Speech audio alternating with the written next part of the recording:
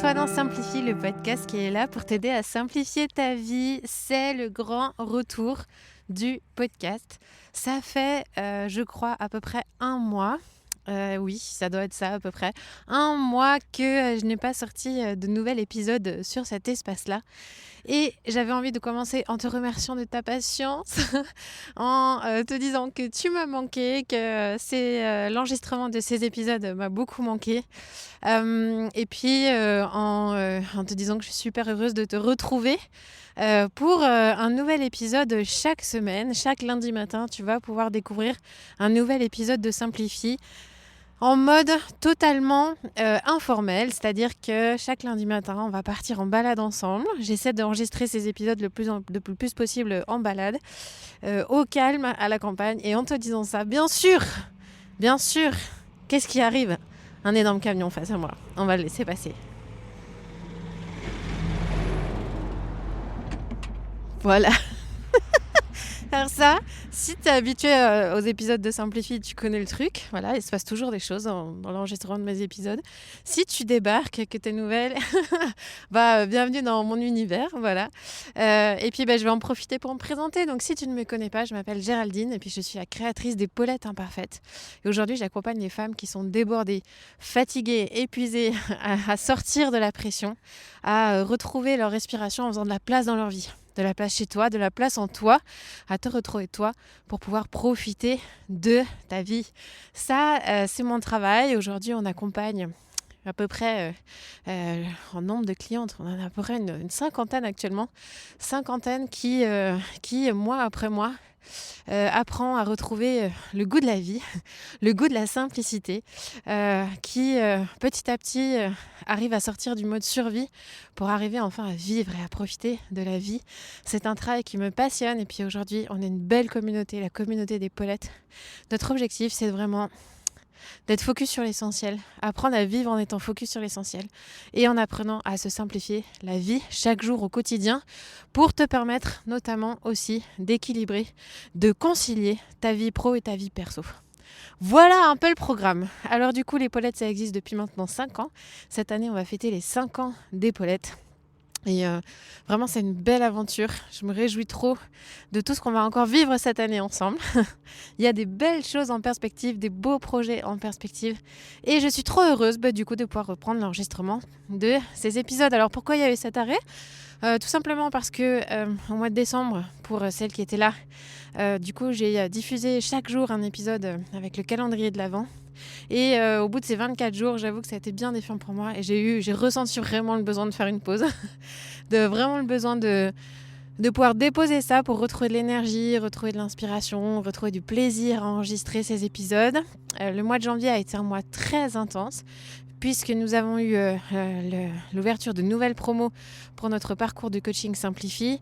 Et puis, on a organisé un week-end en présentiel pour nos clientes qui s'appelle le week-end des Paulettes, qui est un week-end de coaching. Et puis, ça y est, le mois de janvier est fini et j'atterris. Et quand j'atterris, je retrouve de l'espace. Et quand je retrouve de l'espace, je retrouve de l'espace pour créer, pour être inspirée, pour tchatcher avec toi tout simplement. Donc voilà, on reprend chaque semaine un épisode de Simplifie. Alors de quoi est-ce que je vais te parler aujourd'hui ? Mystère et boule de gomme. Moi-même, je ne le sais pas. Voilà, ça c'est ma petite touche à moi. En fait, tous les lundis matins, on va partir en balade ensemble. Voilà, j'aime bien enregistrer ces épisodes en marchant. Je déteste être derrière un micro et puis te dérouler mon, mon texte. J'aime pas ce format-là. Moi, ce que j'aime, c'est vraiment pouvoir être en mode... j'appelle ça le marcher parler, c'est-à-dire que je crois que quand tu marches, en fait, ça crée des connexions spécifiques dans ton cerveau que tu n'as pas quand tu es assis derrière un bureau. Moi, ça m'aide à réfléchir, ça m'aide à prendre du recul sur la vie. Et du coup, j'aime beaucoup enregistrer ces épisodes en marchant. Et puis, mon encouragement, c'est toi, lorsque tu écoutes ces épisodes, je t'invite à aller marcher, en fait. Je t'invite à te mettre en mouvement. Parce que le mouvement, je crois que c'est le meilleur des antidépresseurs. Et que quand tu vois flou, quand tu manques de clarté, quand tu manques de discernement, quand tu as le moral dans les chaussettes, quand ça va pas, va marcher. Sors, mets tes chaussures, mets tes baskets, va marcher ou va courir, peu importe, mais mets-toi en mouvement et très rapidement, tu vas voir combien en fait le brouillard va s'éclaircir, combien la dopamine de l'effort va te faire du bien, va te redonner... va te permettre de voir ce que tu n'avais peut-être pas vu jusqu'à présent, va te permettre de voir des angles différents. Et c'est extrêmement précieux. Donc du coup, je t'invite à aller marcher en écoutant ces épisodes, à prendre un petit temps pour toi, allez, une vingtaine de minutes, et puis de mettre ce moment à part dans ton quotidien, cette petite bulle juste pour toi de début de semaine. Et donc, ce qui se passe, c'est que, alors, souvent, il y a un sujet sur lequel j'ai envie d'aller avec toi, et puis il y a des fois où, comme aujourd'hui, j'ai plus envie d'être en mode... allez, viens au chat et puis on se raconte nos vies. Ok ? Donc aujourd'hui, c'est un peu ce mode-là. On se raconte nos vies, ou je te raconte ma vie du moins. Et bien sûr, en fait, moi, ce que j'adore, c'est quand vous réagissez à mes épisodes, soit par exemple en messagerie sur Instagram, soit par email, que vous m'envoyez vos retours. Ça, c'est le côté un peu frustrant des podcasts, où il n'y a pas d'échange possible derrière, mais n'hésite pas à rebondir, à réagir, à me dire ce que tu aimes dans ces podcasts, à noter ce podcast, si tu es sur Apple Podcast, à le noter, à mettre 5 étoiles, à mettre un petit commentaire, parce que moi, ça m'encourage trop. Ça m'encourage à continuer. Et ça donne aussi de la visibilité au podcast. Ça permet que d'autres puissent découvrir ce petit espace qui est là vraiment pour te faire du bien, en fait. Voilà, vraiment pour te faire du bien, pour t'inspirer, pour te rebooster, pour te partager mon énergie. Aussi pour te partager mes galères, en fait, les moments pas simples par lesquels je peux passer. Les podcasts, c'est un moyen pour moi que j'aime bien, en fait. J'aime bien utiliser pour ça aussi, qui me permet d'être très authentique. Parce que l'idée, c'est surtout pas de te faire croire qu'en fait, une vie parfaite, ça existe. L'idée, c'est pas de te faire croire que la vie, une fois que tu as réglé tous tes problèmes avec une méthode XY, ta vie, elle aura changé du jour au lendemain. Non, aujourd'hui, les Paulettes, on est dans la vérité, on est dans l'authenticité, on est dans l'imperfection la plus parfaite, j'allais dire. On est vraiment, voilà, dans la vulnérabilité plus. Donc ici, tu vas entendre mes coups de cœur, tu vas entendre mes coups de gueule aussi, des fois, ça m'arrive. Tu vas entendre mes victoires, tu vas entendre mes galères, tu vas entendre beaucoup de choses. Et l'idée, c'est de pouvoir t'inspirer et puis de te donner un maximum d'éléments, de choses, de réflexion, de prise de conscience. Tu verras que j'utilise beaucoup ce mot-là. Mon objectif, c'est de te permettre d'avoir des prises de conscience pour toi, pour ta propre vie, pour t'aider à sortir de l'épuisement, pour t'aider à sortir de la pression, pour t'aider à sortir du trop et retrouver la simplicité, le goût de vivre, de profiter de la vie. Voilà, tout simplement. Alors, où est-ce que je me trouve ce matin pour t'enregistrer cet épisode ? Je me trouve en pleine campagne. Donc moi, j'habite dans le Nord Béarn depuis peu. On a déménagé il y a quelques mois. Avant, j'habitais à Toulouse. On est dans le Nord Béarn et on habite à la campagne maintenant. Et du coup, je suis allée déposer les enfants à l'école. Et je me suis arrêtée en cours de route pour trouver une petite route, un petit chemin, ma foi, plutôt sympathique, avec un soleil incroyable, une vue sur les montagnes, oh là là, magnifiques, qui sont pleines de neige, elles sont toutes blanches, les champs qui sont, qui sont encore blancs de la gelée du matin. Alors j'ai froid, mais je suis bien couverte, et c'est un pur régal de passer ce moment avec toi ici. Alors, l'idée, c'est que je te donne un petit peu des news, ok ? Je t'ai dit, aujourd'hui, ce podcast, il n'aura peut-être ni queue ni tête. C'est vraiment en mode totalement informel aujourd'hui, reprise de contact, on va se dire ça comme ça. Partage de nouvelles, où j'en suis de mon côté, qu'est-ce qui se passe chez les Paulettes, comment se passe ce début d'année. Je vais un petit peu te raconter les coulisses de ce démarrage de début d'année, si ça te va. Alors... donc j'ai terminé l'année avec le calendrier de l'Avent des Paulettes, où chaque jour, je t'ai déposé un petit audio sur ton podcast préféré, j'espère. Mets-lui une étoile si c'est pas le cas. Pour t'encourager et puis te partager aussi un peu plus de ma vie, te partager un peu les différentes étapes par lesquelles je suis passée et comment je suis passée en fait d'une maman totalement épuisée à une entrepreneur épanouie, à une entrepreneur qui kiffe sa vie, qui profite de la vie, malgré les challenges. Parce que qui dit entrepreneur, qui dit challenge, ok ? Je t'ai raconté tout ça et puis à la suite de ça, il y a eu un temps de vacances, de pause, qui m'a fait vraiment beaucoup de bien. On a passé des chouettes vacances. En fait, on n'est pas parti de chez nous. On est resté pendant 15 jours chez nous, tranquille. Et ces 15 jours-là, ils ont été trop précieux. Aujourd'hui, on a appris un truc, c'est que partir au moment des fêtes, c'est la cata. Avec les enfants, franchement, à chaque fois qu'on a fait ça, ça a été trop galère parce que les enfants sont tombés malades. La plupart du temps, c'est la gastro ou la grippe. Et choper la gastro ou la grippe quand t'es pas chez toi, ah, la galère.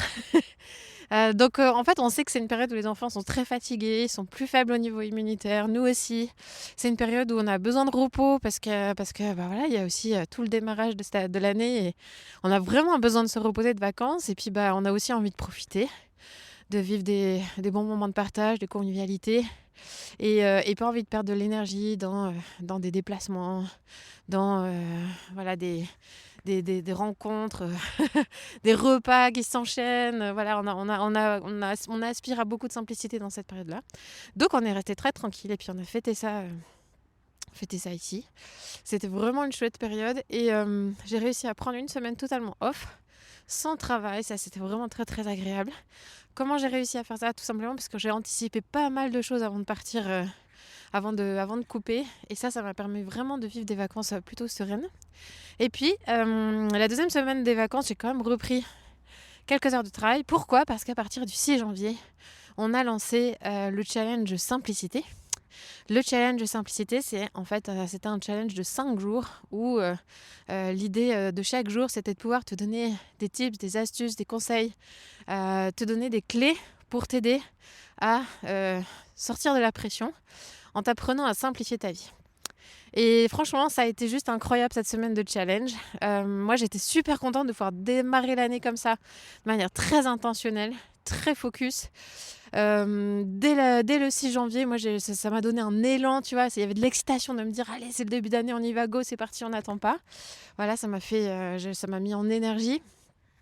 C'était une semaine très particulière parce que pour te donner les coulisses, en fait, on a eu un nombre énorme d'inscrites, vraiment. On a rarement eu, jamais, on n'a jamais eu autant d'inscrits. Vous étiez à peu près 1400. C'était vraiment incroyable de vivre ça. Et puis, alors ça, c'était incroyable. Donc du coup, il y a eu aussi beaucoup d'échanges, beaucoup de monde présent lors des lives, beaucoup de personnes qui ont regardé aussi les replays des lives, etc. Et il y a une contrepartie de ça, à côté du côté très exaltant, palpitant de vivre ça ensemble.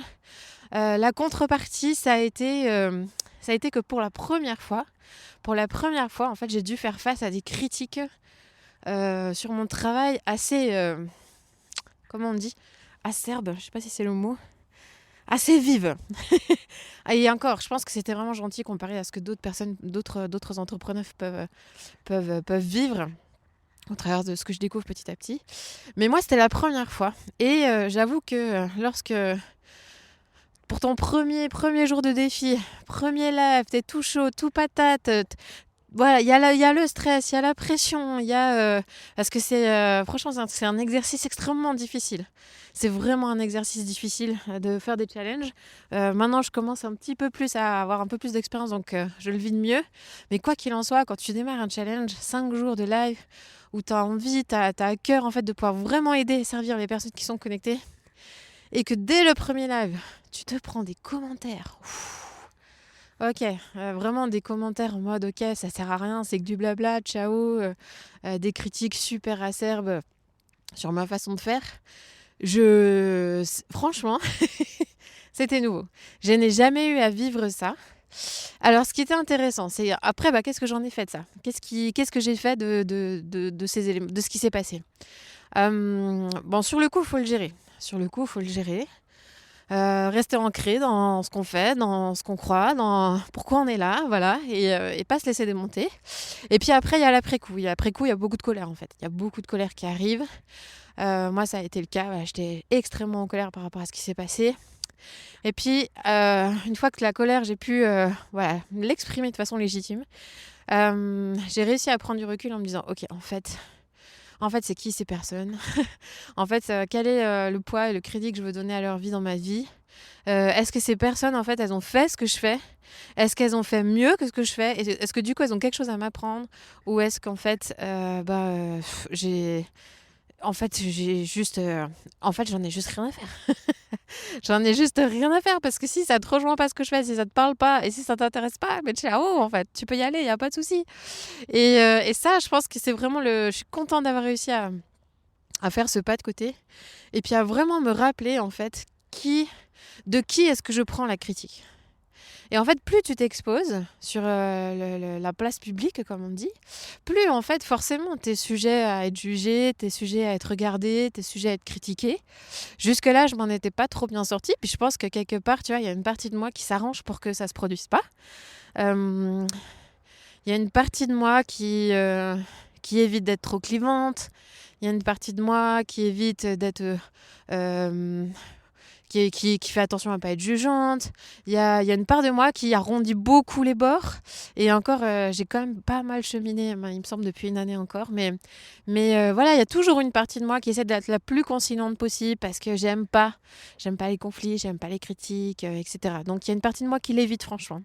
Et là, le fait de m'y être confrontée, ça m'a vraiment, vraiment permis de me réancrer sur, en fait, mais qui a le droit de parler sur ma vie et sur mon travail ? À qui est-ce que je laisse du poids dans ces paroles ? Je peux pas interdire les gens de parler, mais par contre, en fait, en fait, de qui est-ce que je prends et de qui est-ce que je prends pas ? Voilà, tout simplement.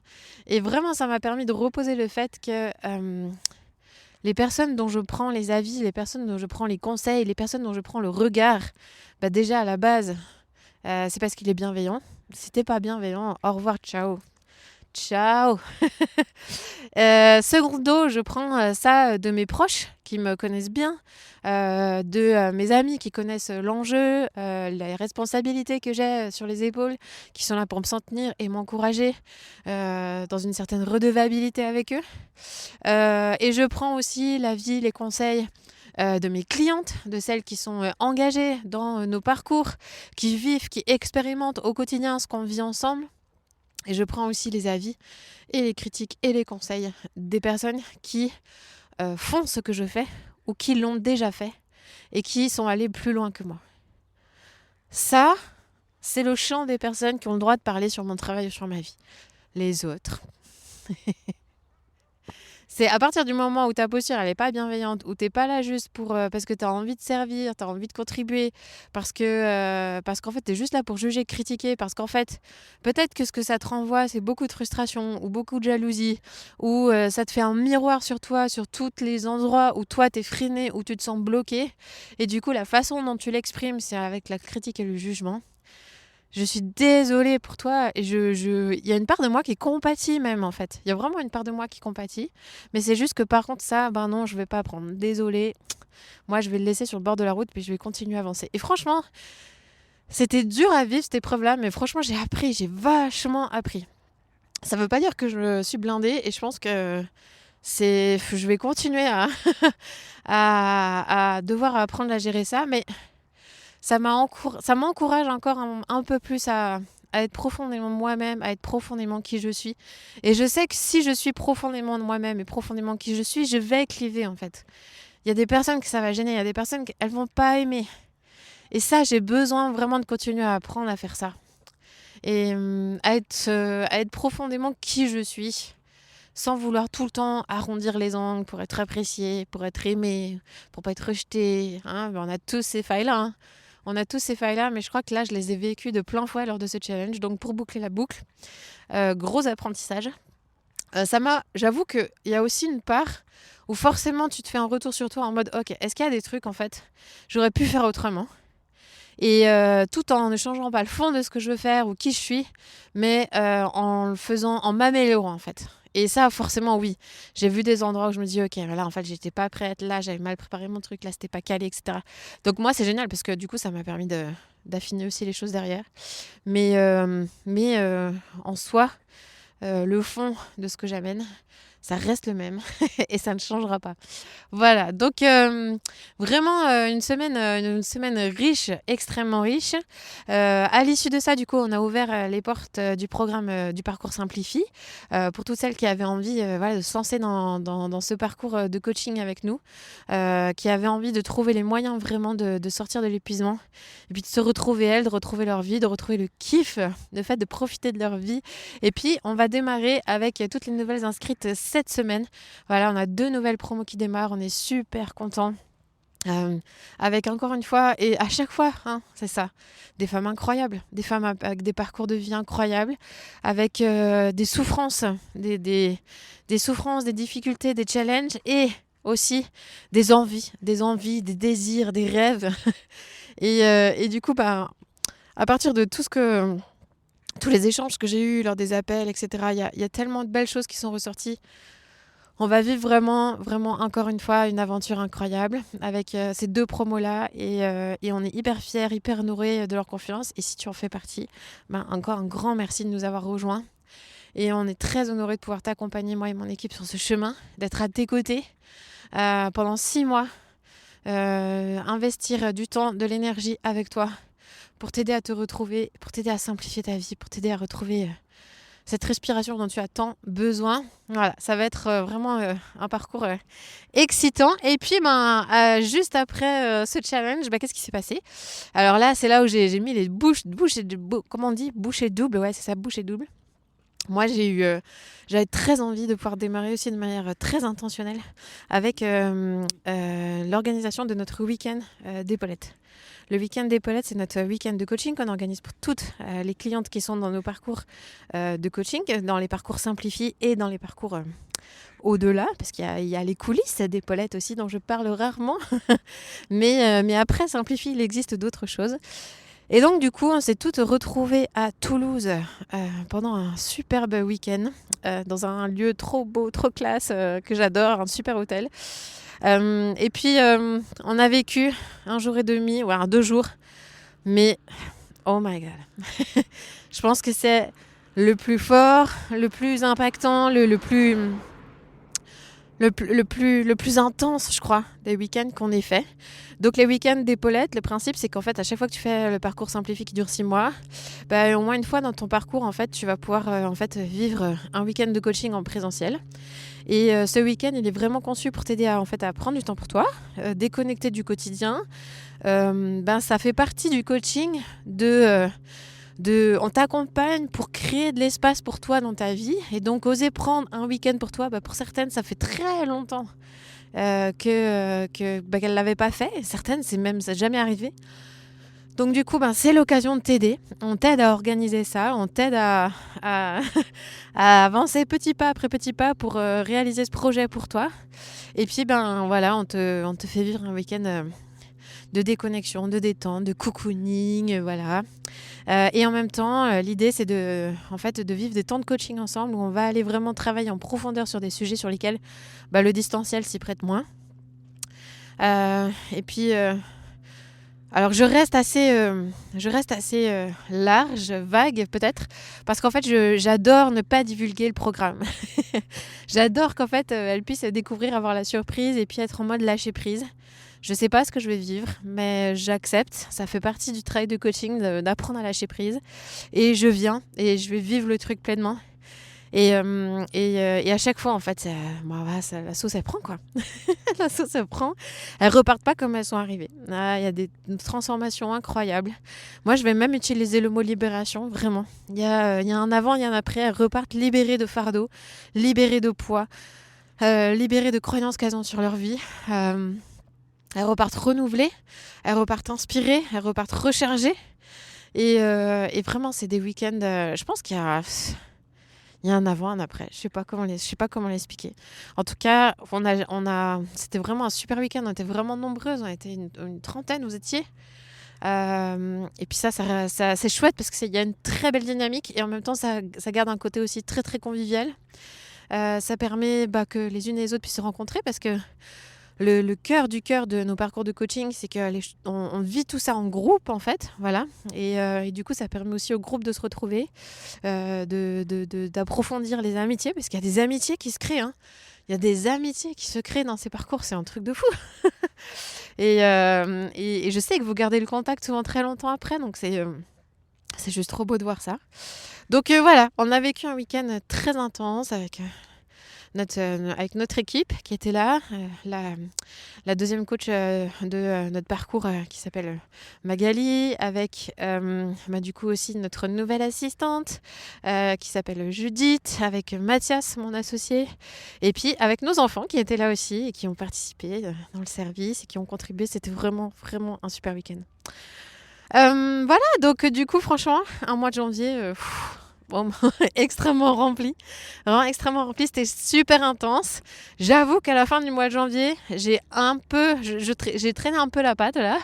En mode, bon, va falloir ralentir un petit peu là maintenant. Parce que, voilà, j'ai besoin d'un peu respirer.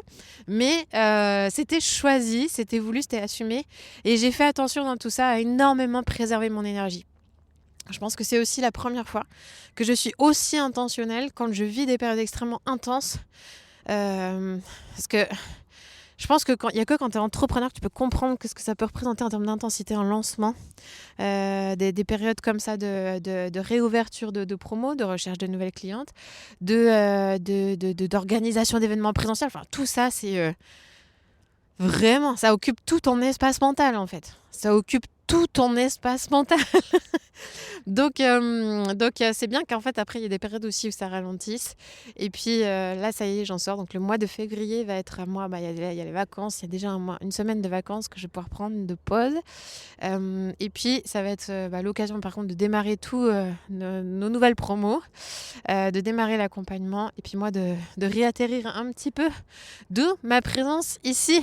Donc voilà pour le bilan de ce premier mois. Alors voilà, ça y est, j'ai le titre de mon épisode, ça y est. Alors ça va faire souvent comme ça, si tu me connais pas, tu vas découvrir le titre, on va le découvrir qu'à la fin. Donc voilà, bilan de ce mois de janvier, de ce démarrage d'année. Un démarrage très fort. Ah oui, j'ai pas fini la boucle, pardon. Donc je te disais que du coup, j'avais fait attention à préserver mon énergie. Qu'est-ce que j'ai fait pour préserver mon énergie ? Alors, j'ai vraiment mis un focus sur mon hygiène de vie. Voilà. C'est vraiment à cet endroit-là, pour préserver mon énergie, que j'ai mis la priorité. Donc, j'ai vraiment fait de l'espace pour faire du sport de manière très intentionnelle. J'avais prévu d'avoir le CrossFit 2 fois par semaine. Ça a été intermittent. J'ai pas réussi à le faire régulièrement parce qu'il y a des journées de travail où en fait je n'avais pas... En fait, j'avais trop de travail, en fait, vraiment trop de travail à faire dans la journée et du coup, impossible pour moi en fait de partir faire du sport à l'heure de la séance prévue. En fait, c'était ça le truc contraignant. Donc du coup, je me suis adaptée. J'ai pas réussi à aller au sport 2 fois par semaine, mais par contre, au CrossFit 2 fois par semaine. Mais en fait, j'ai réussi à contrebalancer. Si j'arrivais pas à aller à une séance de CrossFit, du coup, je partais courir. Et puis, du coup, j'ai réussi en fait à quand même garder un rythme comme ça régulier, où chaque semaine, j'avais vraiment 2 à 3 séances de sport, vraiment. Le sport, j'ai découvert vraiment cette dernière année que c'est un moyen pour moi de préserver ma santé mentale, en fait. Vraiment. C'est un moyen d'évacuer mon stress, c'est un moyen de gagner en clarté, c'est un moyen de prendre soin de moi qui est très fort, très puissant. Donc aujourd'hui, je reprends vraiment du goût à ça, je vois vraiment les fruits dans ma vie. J'ai beaucoup de grâce et de bienveillance par rapport à ça, donc j'ai pas envie de me... Je sais pas, de toute façon, tomber dans des disciplines extrêmement fortes. Je sais pas m'imposer des choses très, très violentes. Mais en fait, mais ce que j'aime, c'est être à l'écoute de mes besoins. Être à l'écoute de mes envies, ça j'ai appris à le faire et du coup quand je suis à l'écoute de ça, naturellement j'ai envie en fait de faire du sport et même si quand bien même je suis pas très motivée pour courir, vraiment je regarde mon besoin c'est quoi, est-ce qu'en fait j'ai vraiment besoin de me reposer parce que physiquement là je suis vraiment trop crevée et qu'en fait c'est pas du sport dont j'ai besoin, c'est vraiment de repos et là c'est ok, je lâche. Ou alors est-ce qu'en fait je me sens pas bien mais c'est une fatigue cognitive, c'est une fatigue émotionnelle et là ça veut dire que j'ai besoin d'aller bouger. Et à chaque fois que je me pose cette question, généralement derrière, j'arrive à enclencher en me disant allez, je vais juste aller sortir 5 minutes, je mets mes baskets, je vais courir 5 minutes. Puis au final, j'ai toujours envie de faire plus. Donc ça, c'est vraiment top. J'ai fait attention particulièrement aussi à mon sommeil, avoir un nombre suffisant d'heures de sommeil. J'ai fait attention à mon alimentation aussi, à vraiment les excès des vacances de Noël, etc. C'était génial, hein. Je me suis fait plaisir. Mais alors, si je continue au mois de janvier comme ça, c'était vraiment la cata. Parce que je sens qu'en fait, mon alimentation a un impact direct sur mon niveau d'énergie. Donc, du coup, j'ai fait attention à ça. Ce qui fait que vraiment, malgré, comme je t'ai dit, une baisse de régime à la fin du mois, je me suis pas... en vrai, je me suis pas écroulée comme j'ai déjà pu m'écrouler. Je sais que des périodes de lancement, j'en ai vécu que plusieurs comme ça où vraiment j'ai terminé, je pense même pas déprimée. Pas dépressive, hein, loin de là, mais déprimée. En mode plus de jus. Il y a plus. Voilà, je me demandez plus rien, je suis aux abonnés absents, j'arrive plus à rien faire, voilà. Et en fait, là, vraiment, c'est malgré l'intensité de tout ce que j'ai vécu, j'étais bien en fait. Je suis bien. Et ça fait plaisir. Et là, je me dis, c'est bon, Géraldine, là, t'as appris, ça y est, t'es en train d'apprendre de toutes les fois où t'as galéré, de tous les échecs que t'as eus, t'es en train d'apprendre à vraiment à prendre soin de toi, à te garder au centre de ton business sans te mettre de côté, sans t'oublier. Et ça, vraiment, c'est une belle victoire pour moi. Donc, je suis trop contente de pouvoir partager ça avec toi. J'ai eu un coup de mou quand même à la fin du mois. Je pense que c'était la semaine dernière.